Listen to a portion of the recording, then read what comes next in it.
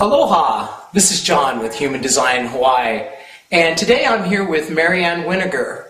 Ann Winiger'ga is a 6'2 generator, and Ann, within the human design community, needs no introduction because she's quite well known.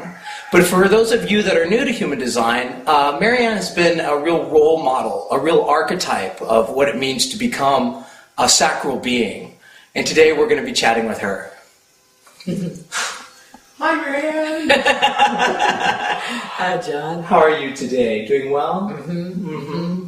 Are you excited to be in Hawaii? Do you like what's going on here? It's your second trip. And we just got done with our first couple of workshops. And, you know, most of the time, what people really want to know is, you know, how did you do it?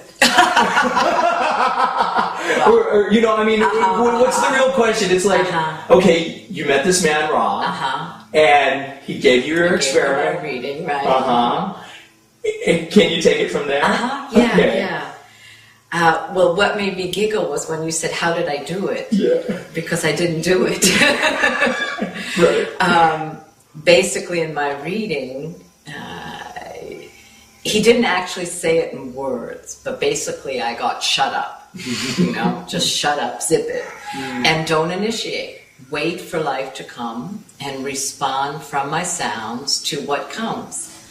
And I was lucky.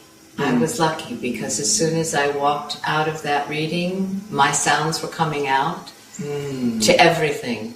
To every question I was asked in a yes-no way, the sounds were there. So there was, you know, it's not like that for everyone. And I didn't do anything to make that happen either, you know. And I think that's really important for people who are out there that, you know, it's different for everyone, how it begins, how you get into it, what happens, how it's unfolding, because we're each so unique. But I just started responding, and the most difficult part was what my sounds responded to. My mind was always in opposition to what my sound said. Always, always, without a doubt, without question. In the beginning, I'd go, my mind would go, are you nuts? You can't do that. Why? You know, what are you, crazy? How are you going to do that? Or I'd go, and it would go, are you nuts? We have to do that. How can you say no to that? So it was really quite a process. And in that process, I got to see how my mind had disguised itself as so many things, because you know my background was going to India in the 70s and Eastern philosophy and spirituality, and I was on a search for many years before human design, and I had ideas about love, about compassion, about peace, about caring, and all of these things. And when I would go to something, that's what my mind would come in and say, that's not very loving, that's not very compassionate, you know, and this. And what it is with human design is that you are here to respect yourself first and love yourself first. And I thought I had been. But when I got to hear my sounds, I realized I never had honored me. I had lived by so many concepts and so many ideas and so many things. And that to honor me was really, really so precious. And it was just this amazing discovery of me in a way I had never, ever felt myself before. So as a generator, as a generator type, you have the sacral motor that regenerates itself. Each gives you a little more juice. I know, I can feel it. It's like, whoa! And so for those that are just discovering that little motor or that big motor as it becomes quickly, I've had it, other people describe to me, if their mind thinks it's a good idea, that's almost a keynote that it's not.